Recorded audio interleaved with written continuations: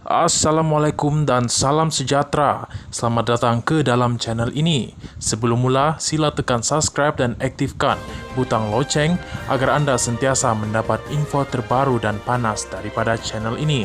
Terima kasih.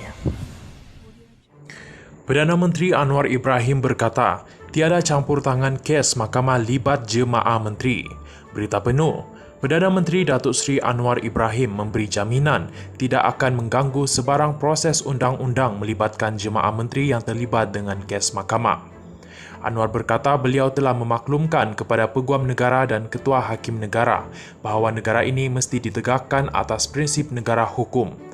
Beliau berkata, saya tidak mahu menghukum sebelum proses mahkamah yang telus dan bebas. Tindakan tidak boleh diambil berdasarkan pendakwaan sebelum penghakiman. Hari ini, ada ahli yang berhormat daripada pembangkang yang didakwa di mahkamah adakah perlu letak jawatan semua kedudukan di dalam parti? Tentunya jawapannya belum ataupun tidak, kata beliau pada waktu pertanyaan-pertanyaan menteri di Dewan Rakyat hari ini.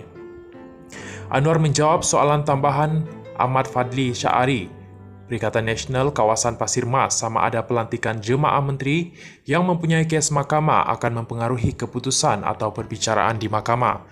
Anwar berkata beliau tidak akan meminta maaf sekiranya dilihat keras dalam menangani isu rasuah, penyelewengan dan pemunggahan kekayaan negara selain menegaskan tindakan yang diambil berdasarkan bukti dan tidak melibatkan kepentingan peribadi.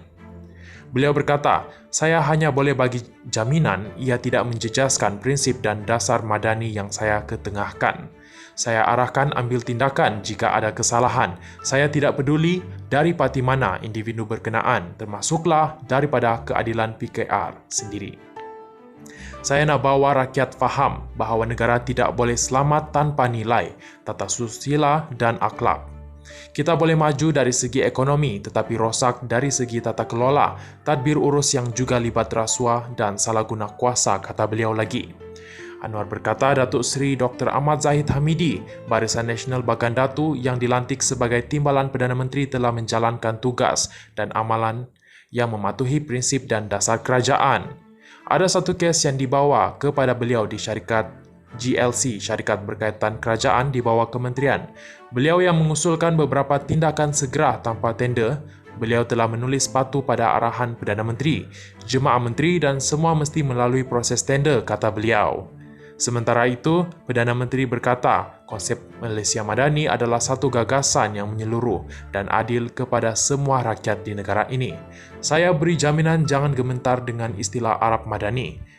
Jangan prasangka kerana asalnya itu konsep Islam, saya jamin ia tetap untuk rakyat Malaysia keseluruhannya dan tetap keadilan bagi semua rakyat, kata Anwar menjawab soalan tambahan Wika Siong, Barisan Nasional Air Hitam, mengenai bagaimana Perdana Menteri mahu menerapkan konsep Malaysia Madani dalam konteks masyarakat majmuk di negara ini. Terima kasih kerana menonton.